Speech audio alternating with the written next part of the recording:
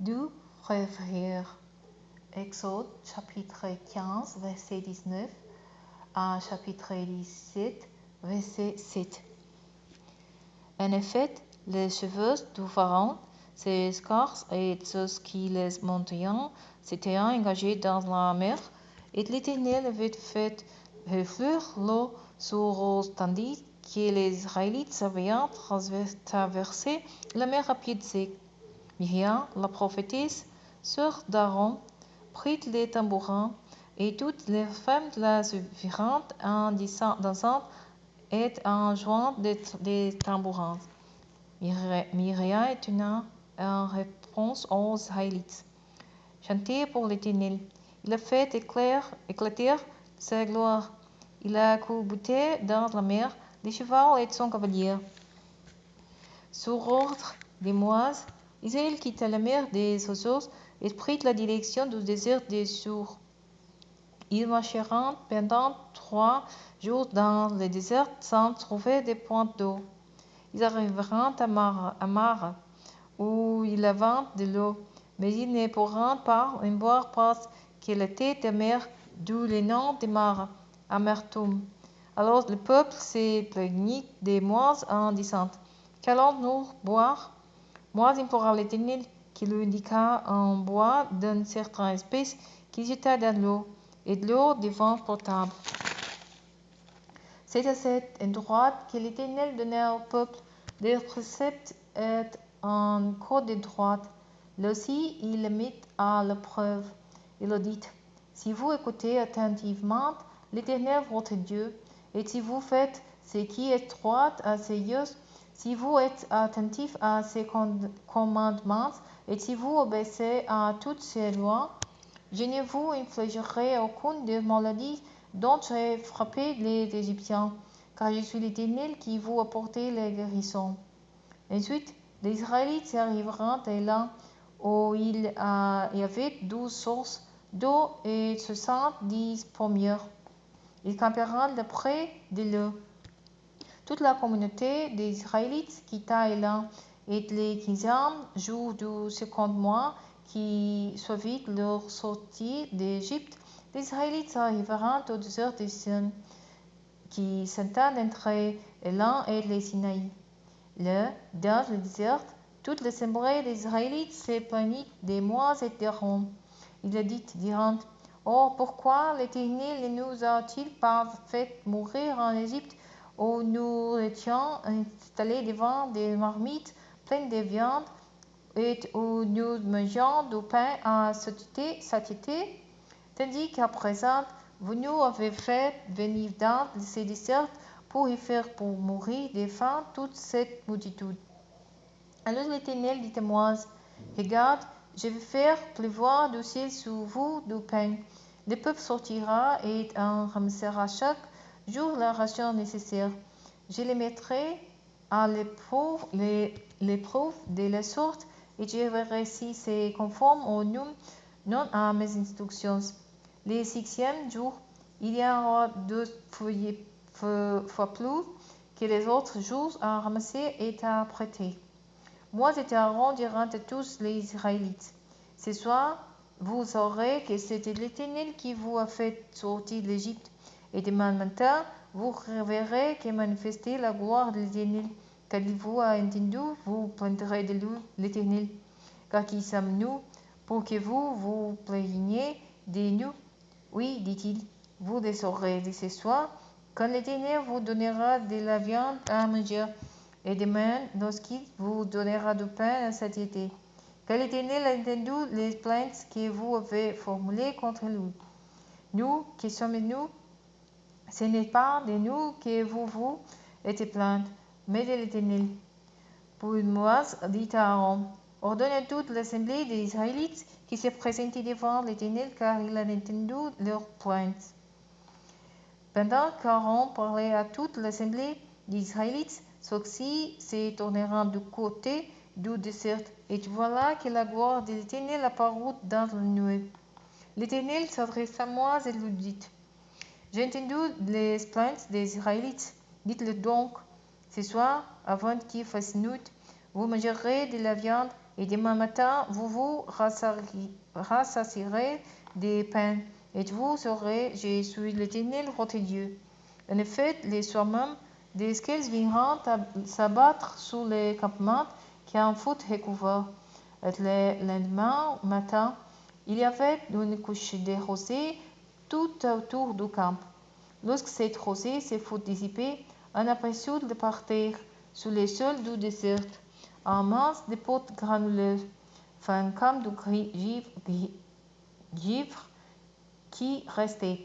En voyant cela, les Israélites se demandèrent les uns aux autres que c'est, car ils ne savaient pas ce que c'était. Moi, le dit, c'est le pain que l'Éternel vous donnait à manger. Voici ce qu'il a ordonné à ses sujets, que chacun de vous en ramasse autant qu'il est nécessaire à cette nourriture, soit environ 4 litres par personne. Chacun en prendra pour le nombre de ceux qui sont dans sa tente. Les Israélites agiront ainsi. Ils en ramasseront les uns plus, les autres moins. Lorsqu'ils mesureront leur récolte, celui qui en avait ramassé beaucoup n'avait rien de trop, et celui qui en avait pris moins n'en manquait pas. Chacun en avait ramassé ce qu'il lui fallait pour manger. Moïse leur recommanda que personne n'en garde jusqu'à demain matin. Mais certains ne lui obéiront pas et en garderont pour le lendemain. Il s'y mit des vers et cela senta mauvais. Alors Moïse se fâcha contre ces gens. Tous les matins, ils ramassaient donc la manne, chacun la ration nécessaire à sa nourriture. Quand le soleil devenait chaud, ils fondaient. Le 6e jour, ils en ramassèrent une quantité double, c'est-à-dire environ 8 litres par personne au lieu de 4. Les chefs de la communauté virent en informer Moïse, qui leur dit, c'est bien que l'Éternel a ordonné. Demain, c'est un jour de repos, le sabbat qui est consacré à l'Éternel. Ce que vous avez à faire à faire, causez le jour de oui. Ce que vous avez à faire bouillir, faites-le bouillir aujourd'hui. Et tout ce qui est en plat, mettez-le en réserve pour demain. Ils mirent donc le reste en réserve jusqu'au lendemain, comme Moïse l'avait ordonné, et il n'y eut ni mauvaise odeur ni verse.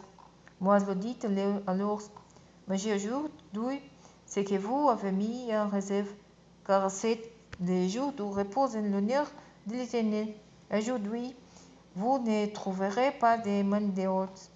Pendant 6 jours, vous en ramasserez, mais le 7e jour, le jour du sabbat, il n'y en aura pas. Cependant, le 7e jour, il y a des gens qui sortiront pour faire leurs provisions, mais ils ne trouveront rien. Alors l'Éternel dit à Moïse, jusqu'à quand refuserez-vous d'obéir à mes commandements et à mes lois? Considérez donc que si l'Éternel vous a donné les jours de repos, il vous donne aussi les 6e jour de la nourriture pour des jours. Le 7e jour, que chacun reste donc dans sa tente et que personne ne sorte de chez lui. Ainsi, le peuple se reposa le 7e jour. Les Israélites donneront à cette nourriture les noms des menées. Qu'est-ce que c'est? Elle ressemblait à des graines de coriandre blanche et il y avait un goût de beignet au miel. Moïse dit, voici ce que l'Éternel a ordonné. Prenez environ 4 litres de cette manne et conservez-les pour les générations futures, pour qu'ils voient l'aliment dont je vous nourris au désert, après vous avoir fait sortir d'Égypte. Moïse dit donc à Aaron, prendre un récipient et mettez environ 4 litres de manne pour déposer les ventes l'Éternel afin de les conserver pour les générations futures. Comme l'Éternel l'avait ordonné à Moïse, Aaron le déposa comme souvenir devant le coffre de l'acte de l'Alliance. Les Israélites mangeront de la manne pendant 40 ans, jusqu'à leur arrivée dans un pays habité aux confins du pays de Canaan. La mesure utilisée, environ 4 litres, correspondait à un dixième de la mesure habituelle. Toute l'assemblée des Israélites s'éloigna étape par étape du désert des Saints, selon les directives de l'Éternel. Ils campèrent en terre épidine, où ils ne trouvèrent pas d'eau à boire.